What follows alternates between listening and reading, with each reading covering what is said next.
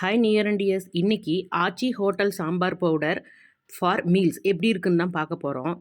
இந்த சாம்பார் பொடி வச்சு சாம்பார் பண்ணும்போது நார்மலாக நம்ம வீட்டில் வைக்கிற சாம்பார் பொடி மாதிரி இல்லாமல் கொஞ்சம் டிஃப்ரெண்ட்டாக டேஸ்ட்டும் நல்லா தான் இருக்குது. இதை நம்ம எப்பயும் போல் ஒரு கடாயில் எண்ணெய் ஊற்றி கடுகு, சீரகம், பெருங்காயம், பச்சை மிளகா, காஞ்ச மிளகாய் எல்லாம் தாளிச்சிட்டு வெங்காயம் போட்டு வதக்கிக்கோங்க.